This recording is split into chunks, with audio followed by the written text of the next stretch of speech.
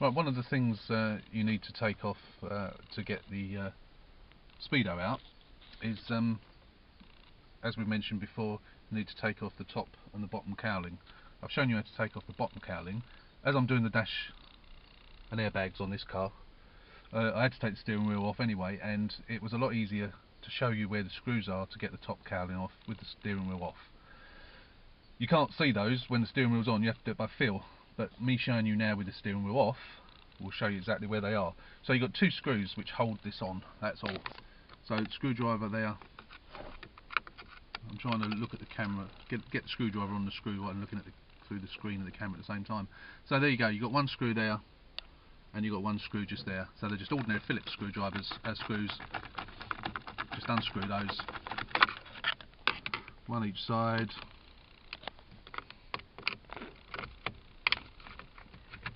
Again, I'm doing this one-handed. Isn't ideal. Another screw there. They're probably going to fall on the floor. Don't lose them, and then that will just fall off. If you don't undo those screws, like I didn't once, and you just not realising when I did one of the earlier ones I didn't realise that it was screwed on at the top, and I just yanked it and yanked it and yanked it, and eventually it came off.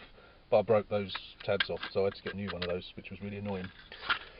I've got lots of spares now from cars I've broken up. So yeah, that's the screws. So take those screws out, put them in a little bag. What I do when I'm doing is I have little bags that I put the screws in. I've sort of got to know which screws go where and what size screws they are, but I still put them in little bags, so I know what I'm looking at.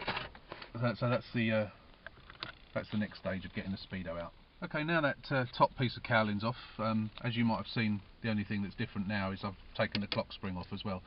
Again, I'm taking the clock spring off because I'm taking the dash out, so I need to take the clock spring off anyway. But again, it's easier for me to show you the screws with that off. It's just easier for me to get the camera in there. So, what you need is a T9 screwdriver, Torx screwdriver. You've got one screw there, and you've got one screw there, and then you've got a little one up there. When the I think when the clock spring's on, you can't get to that one with a conventional screwdriver. You have to use a little short, stubby one. But obviously it's a lot easier with this. So take these out, just the 3 screws. Try not to drop them on the floor while I'm doing this. Swap hands. Excuse the shaky camera work. I need to have a assistant with the camera really, but my daughter's still lying in bed. My wife's at work, so I've got to do it on my own. C'est la vie.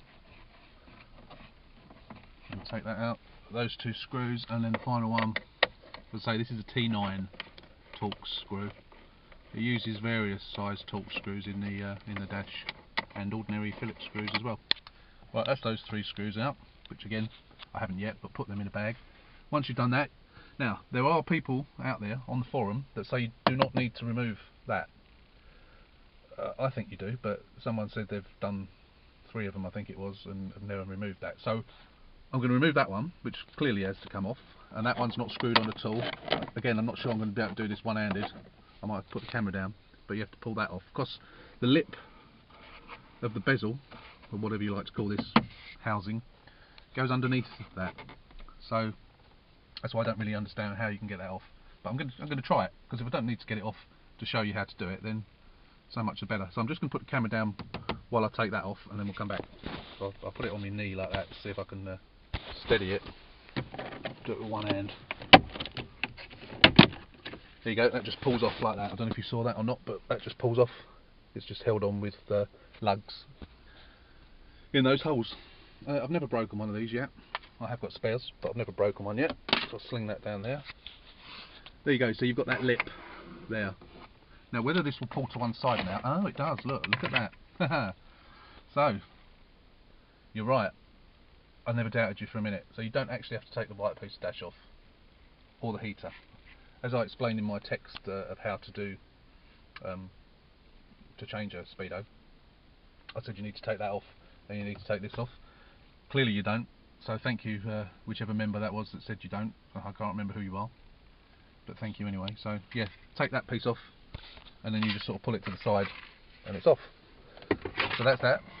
And then, as I mentioned in my text, you've got 1, 2, 3, 4, again torque screws, not sure which size they are. Yep, that one, which is a, can't see on this one what size it is, a smallish one anyway. So I'm not going to bore you by filming me undoing 4 screws, so I'll come back once they're undone. Okay, the 4 screws are out, so then it just pulls out, and on the back you will see that there's a plug, multi-plug there, and you sort of push the tab in, slide that slide down, and it pulls out. Easy as that. Now, if you wanted to get at it, if you got moisture in there, or as someone wanted to do, they had a European car that they needed to change and put a sticker on there from kilometres to miles. I didn't think you could get them apart, but I had an old one which was a 41, so I thought I'd give it a try. And all you have to do is you've got 1, 2, 3, 4 screws. Undo those 4 screws, and then it's held on by a few little white tabs that go around the outside. There's a song about that. Round the outside, round the outside. So you yeah, push those in, and like light clusters and stuff like that, it just comes apart. And then you can do what you got to do with the front and put it back together. So that's it. It's as easy as that. So although it looks a bit drastic, the fact that, as I said, I've taken off the steering wheel and I've taken off the clock spring. The only reason I've done that is because I wanted to show you with the camera better access to the cables. So that's it. Obviously, again, make sure you disconnect the battery, especially if you've got a live airbag. Mine wasn't, but yeah, disconnect the battery, the earth terminal of the battery, whenever you're doing anything like this. Any questions, let me know and I'll try and answer them. My job for the rest of the day now, or for the next couple of hours or so, is to remove everything else, change all the airbags, and then put the new dashboard in. So that's it from me, how to remove a Speedo from a Fiat 500.